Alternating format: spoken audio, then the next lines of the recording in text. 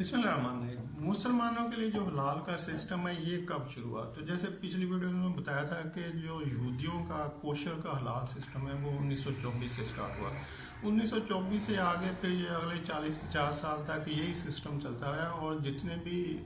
मुस्लिम non Muslim यानी जो भी हलाल खाना चाहता था वो कोशर को ही प्रेफर करता था कि क्या ये जो हम खा रहे हैं ये कोशर सर्टिफाइड है। ये जितनी भी प्रोडक्ट थी, कॉस्मेटिक थी, खाने पीने की चीज़ें थी,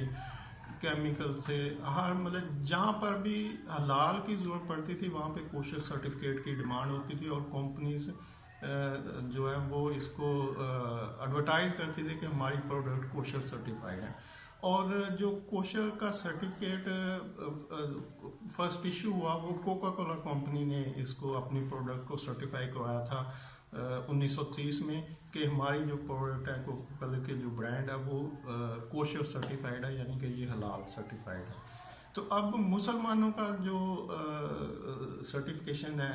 हलाल की सर्टिफिकेशन ये 1960 में अमेरिका से शुरू हुई। वो कम्युनिटी मुसलमानों के वो लोग जो कि वहाँ पर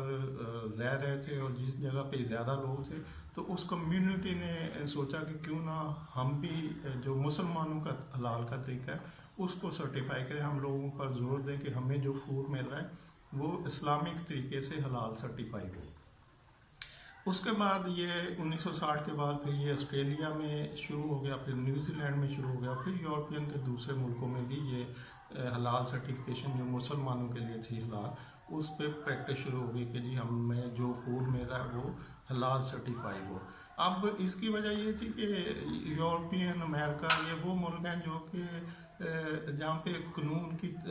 ताबेदारी यानी फॉलो किया जाता है, लॉज को फॉलो किया जाता है। अगर कोई कम्युनिटी किसी चीज़ के लिए गवर्नमेंट को फोर्स करती है कि हमें इसके अकॉर्डिंगली इसको इम्प्लीमेंट होना चाहिए तो वो गवर्नमेंट उसको मानती है और उसको लॉ बना के उसको इम्प्लीमेंट करने के लिए दे देती है एजेंसियों को कि भाई इसको इम्प्लीमेंट कराया जाए। तो अब वहाँ पे जो स्ट्रॉन्ग कम्युनिटी थी मुसलमानों की जिस जिस जगह पे उन्होंने फिर जोर लगाया कि जी हमें भी ये सर्टिफिकेशन के लिए जो हमारे मुसलमानों की हलाल सर्टिफिकेशन है इसको अडॉप्ट किया जाए। तो इस तरह से अमेरिका से 1960 से शुरू हो गए, फिर ऑस्ट्रेलिया, न्यूजीलैंड और दूसरे यूरोपियन कंट्री में ये चलता गया।